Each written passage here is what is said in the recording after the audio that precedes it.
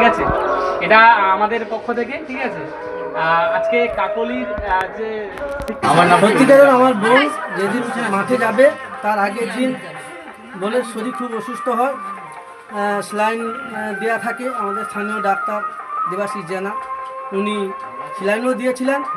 আমার বাড়ি থেকে সবাই বলছিলেন যে এই অবস্থায় যেতে হবে না, কিন্তু আমার বোনের যে জেদ, সেই জেদে আমার বোন যায়, আমিও তাকে সঙ্গে নিয়ে যাই। মার্ক পাস করার পরে উনি এখানে চান্স পায়।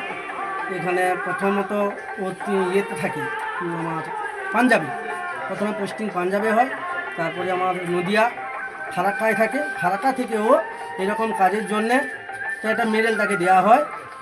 আজকে আমার বোন সাউথ আফ্রিকায় গেছে, মোটামুটি আমি তার আরও উন্নতি হোক এই কামনা করছি। এবং আপনারা যারা এসছেন আপনাদেরকে আমার পক্ষ থেকে, আমার পরিবারের পক্ষ থেকে যথাযোগ্য সম্মান জানাই। আপনারা যে এসছেন আমরা গর্বিত, এবং আপনাদের বলবো আপনাদের আশীর্বাদও থাক, আমার বোন যেন আরও বড় হতে পারে। আপনার নাম কি? আমার নাম স্বপন মান্না। কাকলি মান্না বর্তমানে সত্যি কথা বলতে গেলে আমাদের সাগরদ্বীপবাসী গর্ব, শুধু সাগরদ্বীপ নয়, গোটা বাংলা এবং গোটা ভারত আজকে গর্ববোধ করছে। কাকলি মান্না বর্তমানে আফ্রিকার কঙ্গোতে থাকে। 107 নম্বর ব্যাটালিয়ন হিসাবে, বিএসএফের 107 নম্বর ব্যাটালিয়ন হিসাবে কঙ্গোতে শান্তির দূত হিসাবে কিন্তু লড়াই করে চলেছে। এবং সেটা উনি শুধু পুরুষ বিভাগের সঙ্গে, এটা একটা বড় দিক যে পুরুষ বিভাগের সঙ্গে সমানভাবে তাল দিয়ে একটা মেয়ে হিসেবে লড়াই করে চলেছে। এটা আমাদের সাগরদ্বীপবাসী হিসেবে সত্যিই গর্বে। এবং শান্তির দূত হিসাবে বর্তমানে আফ্রিকার কঙ্গোতেই আছে। তো সেখানে তার এই যে যুদ্ধক্ষেত্রে পারদর্শিতা, এই পারদর্শিতার জন্য তাকে রাষ্ট্রসংঘ থেকে পিস কিপিং মেডেল, গুগলে সার্চ করলেই এখনও কাকলি মান্নার ছবিটা দেখাচ্ছে। খবরের পেপারে এই খবরটা দেখার পরেই সত্যি আনন্দিত লাগছিল।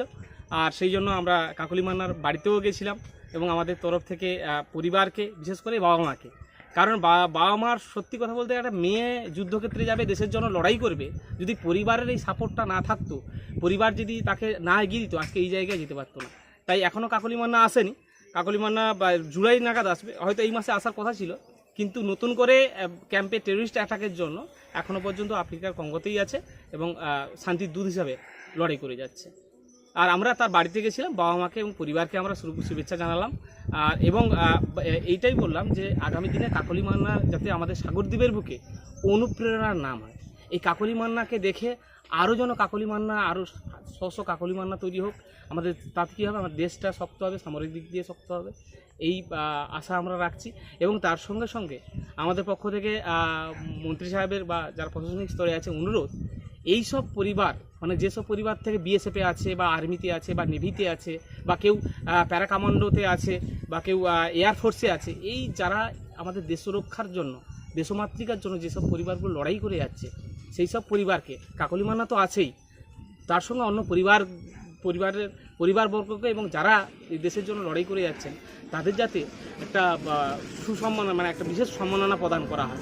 অন্যান্য স্টেটগুলোতে, রাজস্থান থেকে অন্যান্য স্টেটগুলোতে দেশের সর্বোচ্চ সম্মান হিসাবে কিন্তু আমাদের দেশের যারা সত্যিকারের রিয়েল হিরো, এই আর্মিদের দেখা হয়। কারণ হচ্ছে এরা যদি শক্তভাবে দেশটাকে না ধরে রাখতে পারে, আমরা কিন্তু সুরক্ষিত নয়।